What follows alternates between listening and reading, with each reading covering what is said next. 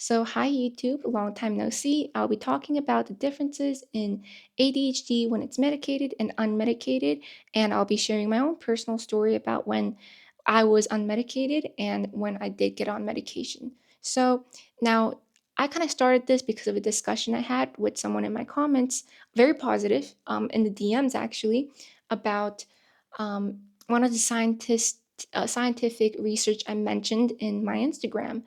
And it shows that unmedicated ADHD, medicated ADHD, and non ADHD, which is control, and it shows all of it in an fMRI scan.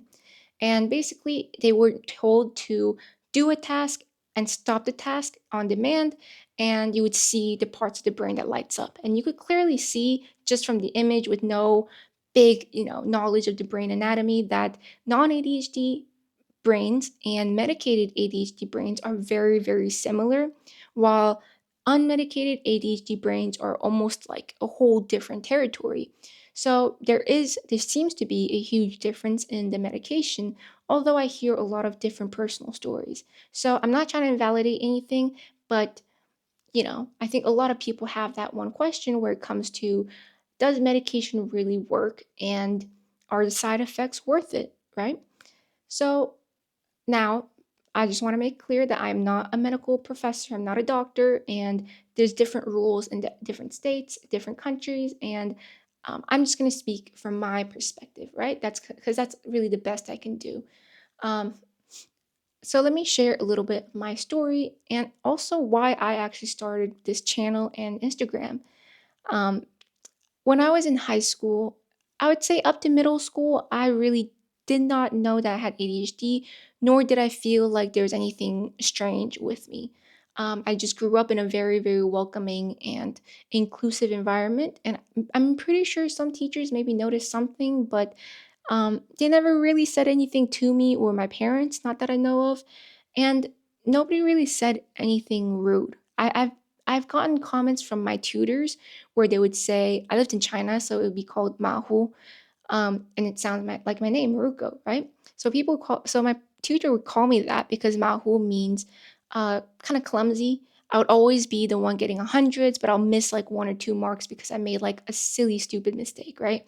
So there was that, and I was kind of like, my mom did tell me that when I was a kid, I would just not do the other sheets of an exam, like some things like that. I don't think there are really indicators of ADHD that I know of. Um, but when I went to high school and things started getting really, really challenging academically, I started struggling to perform to the level I did, which was very well. Not to brag or anything, I did very well in school, even in high school, but it took me like triple, quadruple the effort. And that does a lot to your psyche. You are prepared, of course, for some level of, change in the structure of academia. But when you realize, like, you sit back and you can like just not really start things, or you and then you hear from people like, what's going on? I've literally had a teacher tell me, what happened to you?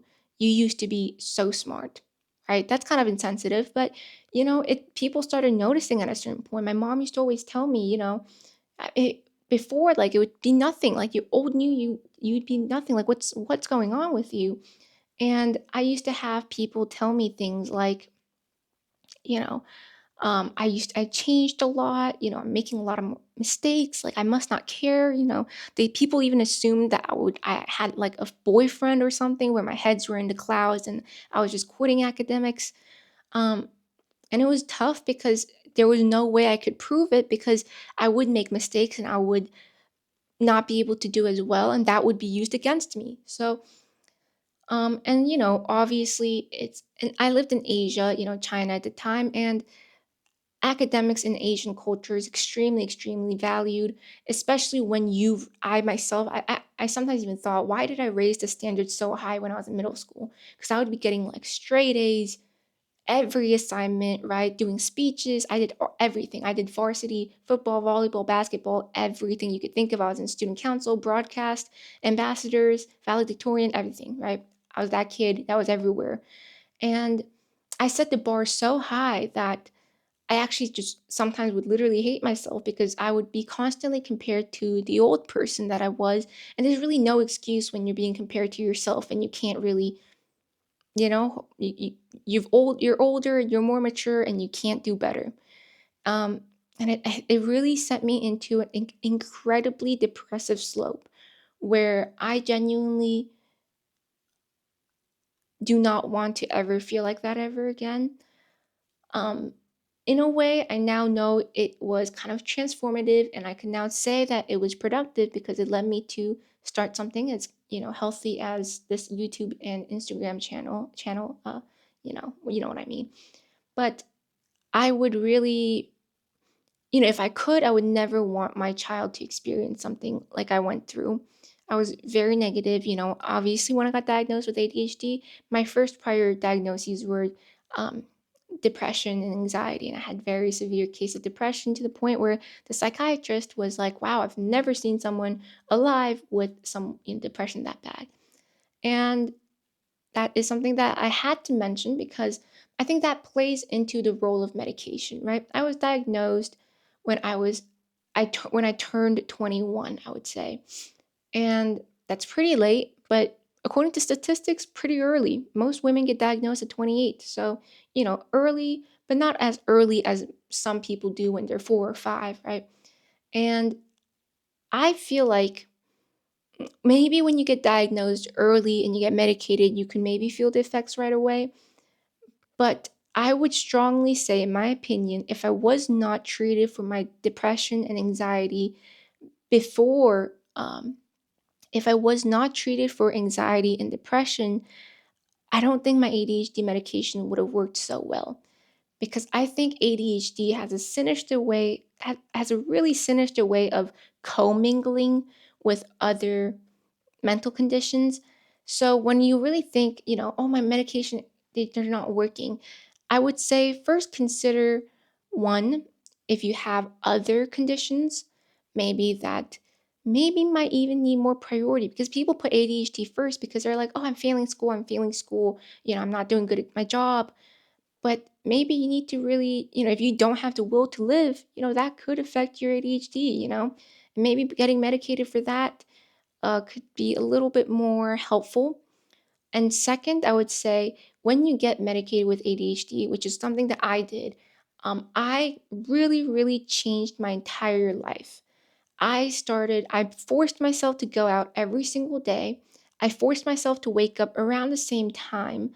I forced myself to have the curtains open and, have some light come in and open the windows. And right now, uh, almost, months in, I now I now go swimming every 3 weeks. I do cardio, I do walking, and I did my Instagram. I did a lot of stuff combined. So I feel like when you start a medication, you almost have to lean onto the placebo effect by really changing a lot of things. Now there could be the opposite where you make these drastic changes and within 2 or 3 months it could fail and it could lead to more depression and more self-sabotage. But I would really say that you do have to pair them, not with anything big and ambitious, like I am going to start a new career. No, I would say make sure for your ADHD medication to be as productive as you hope. But pair it with checking out your other mental conditions. Maybe you might have some, and pairing it with activities that have clinically shown to improve mental health. So that means going outside, doing exercise, talking to people, socializing, seeing sunlight. Pair it with those things because those things are what makes us human. And because it makes us human, you know, at least the rich can't get that, right? It is relatively free to do. Um, so that is kind of my thought about it. I would say when people say, would you recommend getting medicated, right? Because I've shared that medication has made me lose my appetite. I've been getting fainting spells with them. Could be related, unrelated. Not a lot of studies, showing any linkages. Could be because women's health is not taken seriously, but whatever. Um, but I would say, um, you know, in my personal situation, life that life unmedicated was pretty horrible. So, um, and I'm not gonna say it's all because of depression, anxiety, and ADHD. I would also say, there were just tough things going on in my life, which is why I remember it as being one of the worst periods of my life. God willing, the worst period of my life. But um, that's still a very privileged thing to say, I think. But it was really low. Let me just tell you guys, that is why I really thank my psychiatrist. I thank God. I thank literally every step possible that I could have gotten my medication. I changed my dosages and things a lot. So make sure you advocate for yourself. If your medication aren't working, make sure you can get different types of medication. Um, but really, I I would I'm not going to say anything if I recommend it or not. But I would say there's a range of things from medicated to unmedicated. People seem to think it's either unmedicated or medicated. But the summary is there's so many things you can do. You could do a lot of things like taking supplements while you're unmedicated.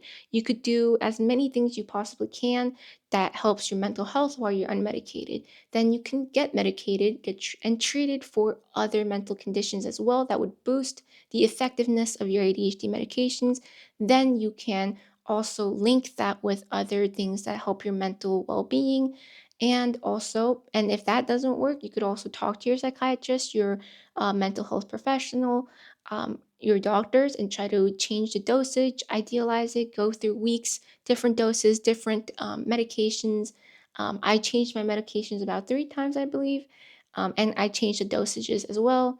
um, but I would say one thing I would recommend, if they ask you if you want one that's fast active or want one that is easier to come off on, please pick the one that is easier to come off of. Um, because I know a lot of people who are like, just give me the one that works tomorrow so I could get on with my job. That kind of brings a lot of unrealistic expectations.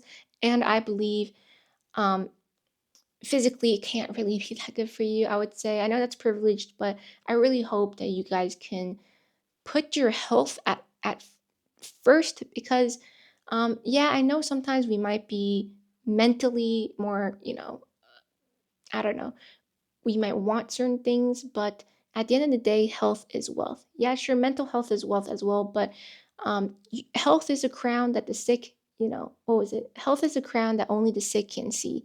I've seen and met some sick people, not in a horrible way, like actually genuinely ill people. And I feel really privileged when I sit there and I talk about my mental illness, not discrediting any mental illnesses, but you imagine becoming massively ill with mental illness, right? That's very, very hard. So always the biggest thing you could do for your mental health is to be healthy. Then take additional methods to help your mental health. Um, so that's kind of my story. I know that was a little bit of a rumble jumble. I didn't really have a script for this because I felt like it would be odd to read off a script for a YouTube video that might be a bit long. But that was my 2 cents. Again, I'm not a medical professional, and I know laws and everything changes by country, everything. And I know not everyone has the privilege that I had. So I would say, you know, do more research, always advocate for yourself, and I'm always up for conversation. Um, I I am trying to look out for you guys because I don't want to have anyone feel as bad as I once did when I was depressed. It's almost like one of those things where you go to a bad restaurant and the food was just so bad that you would actually leave a bad review to literally prevent other people from being kind of scammed like you were. That's kind of how I feel with my depressive slump that I had, where I genuinely, like, I really raised my middle finger to that. And I don't want anyone to feel the way that I did. Therefore, I make this, right? So if you guys are ever self-conscious about coming to me and you're like, "Oh, I'm too this, I'm too that." I have been in some horrible places and I've done some really embarrassing things. I don't really judge you guys. I've been, when someone hits rock bottom, I think it really humbles you. I have been really humbled. So come to me at whatever stage you are. You could be in the YouTube comment sections or you could DM me in my Instagram. I'm always here to help you guys, and I hope this video helped. I know it's a little bit personal, but I also hope that maybe it makes you know me a little bit better. Um, And that would be all for this video. So I plan on making another one some other day, maybe one per week, but who knows really, right? Things are kind of busy. So that would be all for today.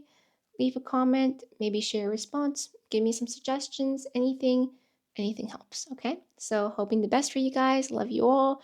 God bless you guys, and I'll put you guys in my prayers.